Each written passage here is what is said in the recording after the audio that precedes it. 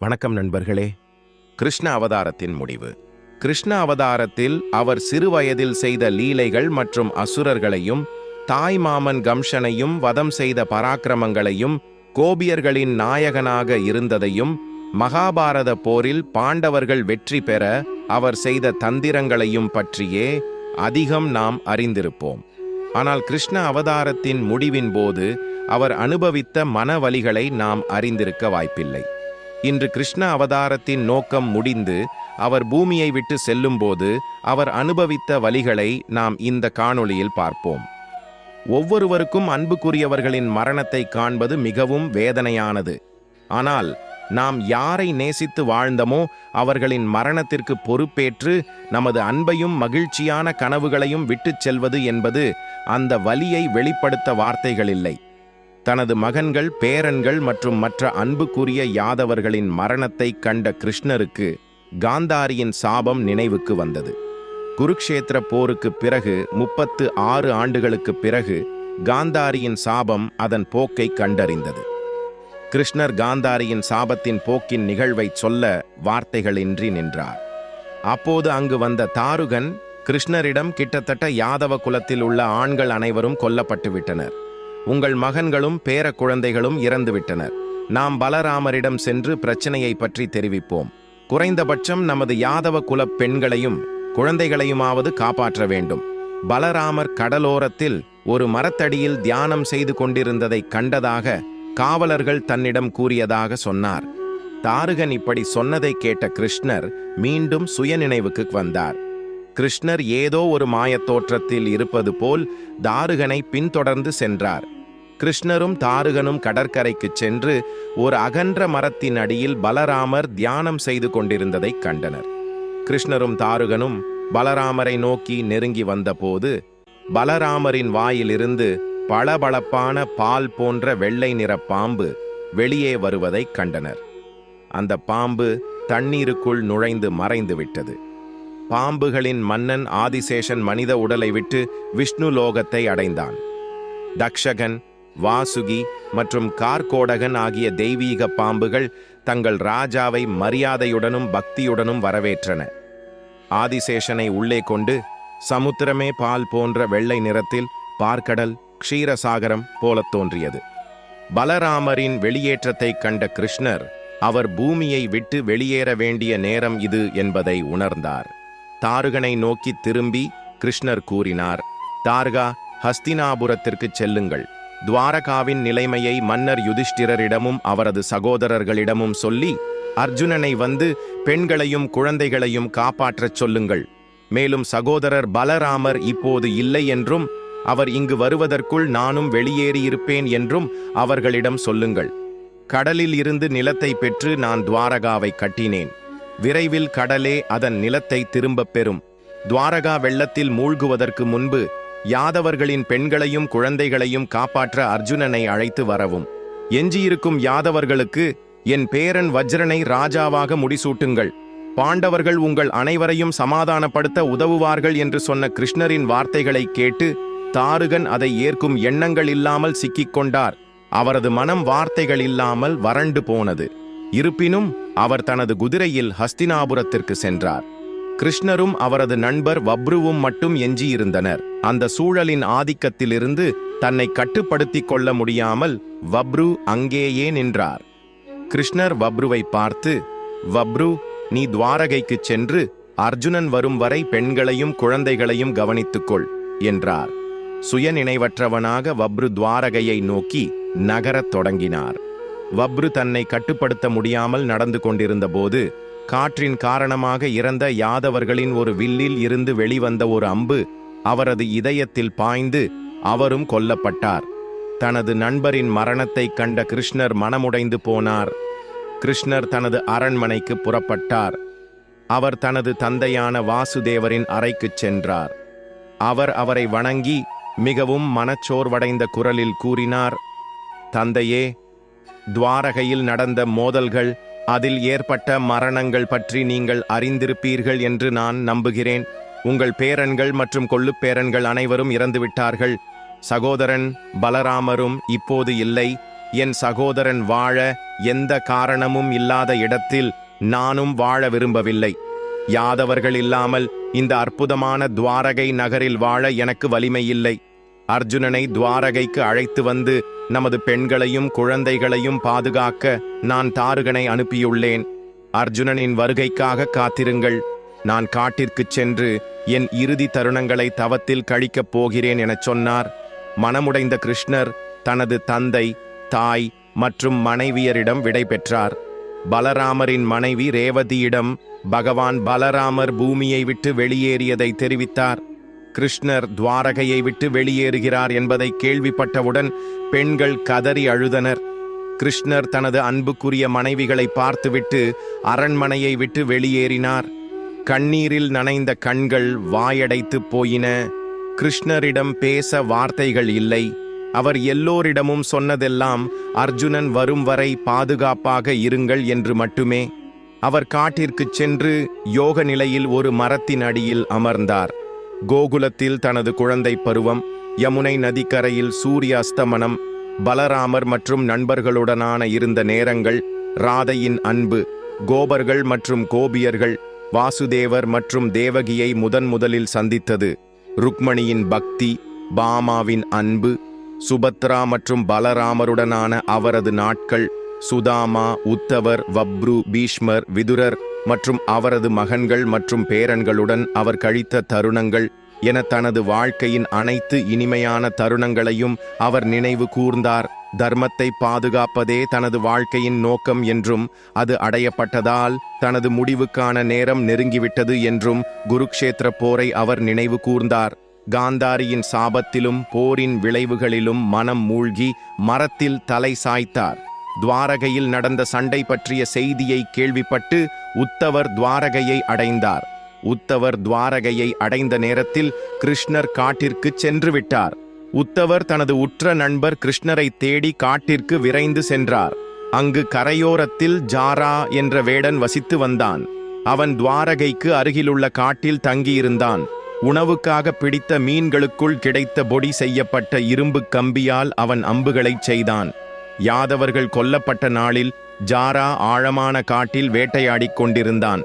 புதர்களில் இளஞ்சிவப்பு நிறத்தில் ஏதோ ஒரு தாமரை நகர்வதை கவனித்து அதை மான் என்று தவறாக கருதினான். அவன் தனது விஷ அம்பு இலக்கை நோக்கி அவனது அம்பை நேரடியாக புதருக்குள் எய்தான். அவன் தனது இரையை தவறாக தேடி பிடித்திருந்தாலும் அவன் இலக்கு அவன் குறிவைத்த இடத்தில் சரியாக தாக்கியது. ஜாரா உணவுக்காக தனது இறைச்சியை சேகரிக்க அருகில் சென்றபோது அது மான் அல்ல, கிருஷ்ணரின் கால்கள் என்பதை அவன் கவனித்தான். அதை ஒரு மான் என்று தவறாக கருதி ஜாரா அந்த அம்பை கிருஷ்ணரின் இடது பாதத்தில் துளைத்தான். பயந்து கவலைப்பட்டு ஜரா கருணைக்காக கிருஷ்ணரிடம் மன்றாடினாள். ஓ அன்பே ஜரா, பயப்படாதே அல்லது வருத்தப்படாதே, இவை விதியின் வழிகள். நாம் அனைவரும் கர்மாவால் கட்டுப்பட்டவர்கள். கடவுள் அல்லது மனிதன், மரணத்திற்குரியது அல்லது அழியாதது, ஒவ்வொரு வகையான வாழ்க்கையும் அப்படித்தான். ஜரா கிருஷ்ணரின் முகத்தை பார்த்தான்.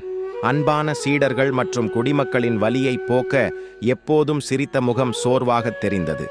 ஜரா உதவியற்ற நிலையில் நின்றிருந்த போது ஜராவின் குரலை கேட்டு உத்தவர் ஓடி வந்தார். கிருஷ்ணர் மரத்தின் அடியில் விஷ அம்பு அவரது காலில் துளைத்து அவரது மென்மையான பாதத்திற்கு வெளியே இரத்தம் வழிந்தோடுவதைக் கண்டு அவர் திகைத்து போனார். கிருஷ்ணர் உத்தவரை பார்த்து புன்னகைத்து அவரை அருகில் அழைத்தார். இப்போது முற்றிலும் பேச முடியாத உத்தவர், கிருஷ்ணா, நான் உன்னை இப்படி பார்க்கவா இவ்வளவு தூரம் வந்தேன்? என்னுடன் வா, நான் உன்னை கோகுலம் அல்லது துவாரகைக்கு அழைத்துச் செல்கிறேன் என்று சொல்லி அழுதார். அமைதியாகவும் ஆழமாகவும் தன் நண்பனை பார்த்து சிரித்தபடி கிருஷ்ணர் உத்தவரின் தோள்களில் கைகளை வைத்து மென்மையான மற்றும் மகிழ்ச்சியான குரலில், உத்தவா, இதுதான் என் விதி. நான் இதிலிருந்து தப்பிக்க முடியாது இல்லையா? நான் சொல்வதை கேளுங்கள். யாதவ குலத்தின் முடிவு நெருங்கிவிட்டது என்பதை நான் காண்கிறேன். என் மறைவை பற்றி என் குடும்பத்தினருக்கும் துவாரகை மக்களுக்கும் தெரிவிக்கவும். கோகுலத்தில் உள்ள மாதா யசோதா மற்றும் தந்தை நந்த கோபாவருக்கும் ராதாவுக்கும் வரும் நாட்களில் நீங்கள் வாழ்க்கையின் மிக முக்கியமான நிலையை அடையப் போகிறீர்கள் என்றும் உங்கள் எதிர்காலம் இந்த உலகத்திற்கு மிகவும் பொக்கிஷமான தருணங்களாக இருக்கப் போகிறது என்று சொல்லுமாறு கூறினார். கிருஷ்ணா, நீ இல்லாத வாழ்க்கை எனக்கு பிடிக்கவில்லை. என்னை உன்னுடன் அழைத்துச் செல். நீயே என் எல்லாமே. தயவு செய்து என்னை விட்டு போகாதே. என்னை உன்னுடன் அழைத்துச் செல் என்று சொல்லி உத்தவர் அழுது கொண்டிருந்தார். கிருஷ்ணர் இன்னும் தனது நண்பரை பார்த்து சிரித்துக்கொண்டே அவரது தோள்களை தட்டிக்கொண்டு கவலையுடன் கூடிய குரலில், உத்தவா, என் விதி முடிந்துவிட்டது. அதனால் நான் கிளம்புகிறேன். உங்கள் நேரம் வரும்போது நீங்கள் கிளம்புவீர்கள். நான் பூமியை விட்டு வெளியேறுவதால் நான் என்றென்றும் போய்விட்டேன் என்று அர்த்தமல்ல. நான் பிருந்தாவனத்தை விட்டு வெளியேறினேன். கோகுலத்தையும் மதுராவையும் தவிர்க்க முடியாமல் விட்டுவிட்டேன். இப்போது நான் துவாரகையை விட்டு வெளியேறிவிட்டேன். இறுதியில் இந்த உலகத்தை விட்டு வெளியேறுவேன். ஆனால் என் வைகுண்டம் எப்போதும் என்னுடன் இருக்கும். உங்கள் நேரம் வரும்போது நீங்கள் என்னை அடைவீர்கள். அதுவரை அமைதியாக இருங்கள், என் அன்பான உத்தவா என்று ஆறுதல் படுத்தினார் கிருஷ்ணர். கிருஷ்ணா, நீ எப்படி இவ்வளவு அமைதியாக இருக்க முடியும்? உன் அன்புக்குரிய மக்களை விட்டு பிரிந்து செல்கிறாய். உன் அன்புக்குரியவர்களையும் உன் நம்பிக்கைக்குரியவர்களையும் விட்டு பிரிந்து செல்கிறாய். நீ உருவாக்கிய அழகான நகரத்தை விட்டு பிரிந்து செல்கிறாய். அனைவருக்கும் என்ன நடக்கும் என்று யோசிக்காமல் எப்படி இவ்வளவு அமைதியாக இருக்க முடிகிறது என்று உத்தவர் கண்ணீர் மல்க கேட்டார். அதற்கு, ஏன் உத்தவா, நீ பற்றற்றவனாக இல்லையா? எல்லாம் மனத்தில்தான் இருக்கிறது உத்தவா. அமைதியற்ற மனம் பன்முகத்தன்மை, இழப்புகள் மற்றும் ஒவ்வொரு செயலுக்கும் செயலற்ற தன்மைக்கும் வீழ்ந்துவிடும். நம்பிக்கையுடன் உன் மனதை கட்டுப்படுத்து. நீ உன் மனதை கட்டுப்படுத்தி உன் புலன்களால் பார்க்கும்போது உன்னில் உலகத்தையும் உன்னதமான எண்ணில் உன்னையும் காண்பாய். இந்த உலகில் ஞானம் மட்டுமே உள்ளது உத்தவா. ஞானத்தின் உதவியால் மட்டுமே உன்னில் அமைதி இருக்க முடியும். ஞானத்தால் மட்டுமே உனக்கு நம்பிக்கையும் பொறுமையும் இருக்கும்.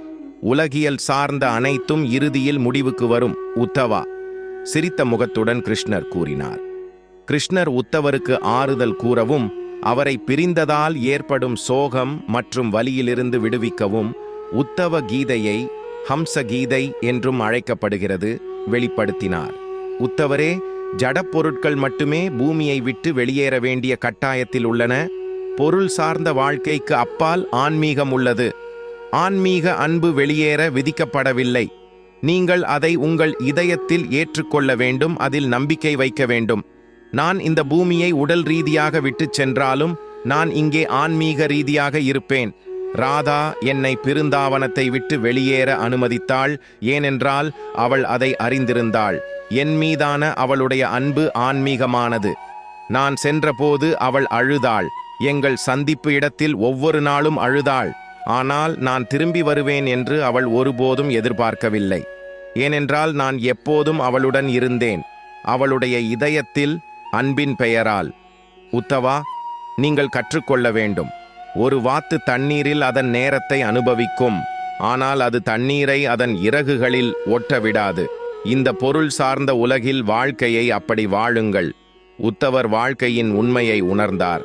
தான் அறிவாளி மட்டுமே, ஞானி அல்ல என்பதை உணர்ந்தார். வேதங்களை பற்றி தனக்கு தெரியும் என்பதை உணர்ந்தார். ஆனால் யதார்த்தத்தை எதிர்கொள்வதில் அவர் கோபர்கள் மற்றும் கோபியர்களைப் போல எப்போதும் புகார் செய்கிறார். கிருஷ்ணர் மீது ராதைக்கு இருந்த அன்பையும், உண்மையான பக்தி, சரணாகதி அல்லது அன்பு என்ன என்பதையும் அவர் உணர்ந்தார்.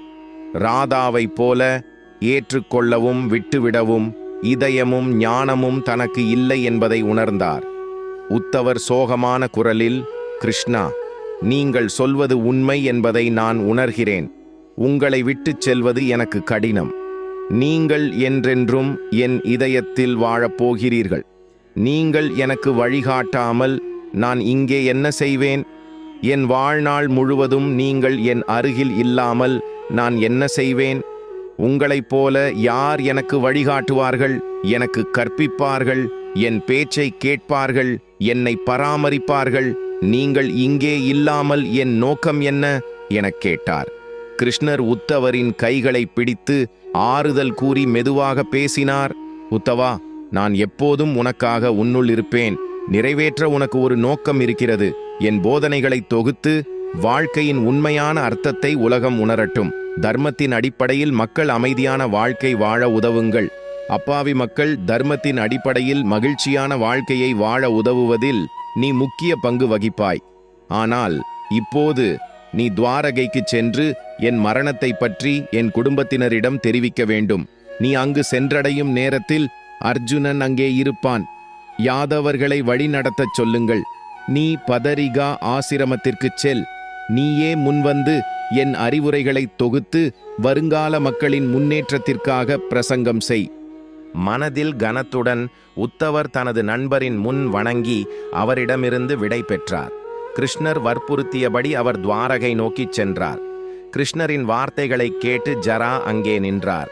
கிருஷ்ணர் ஜராவை பார்த்தார். அவன் முகத்தில் ஒரு புன்னகை. கவலைப்படாதே ஜரா, நீ முக்தி அடைவாய். இது எல்லாம் கர்மா. இப்போது அமைதியுடன் இரு. கிருஷ்ணர் தனது குரலில் உறுதியுடன் பேசினார். ஜரா அடக்க முடியாமல் பேசினான். நீங்கள் எனக்கு இதை செய்ய முடியாது. உங்கள் மரணத்திற்கு காரணமான என்னை மன்னிப்பது என்னை என்றென்றும் துரத்தும். கிருஷ்ணர் மெதுவாக பதிலளித்து அவரை வெளியேறச் சொன்னார்.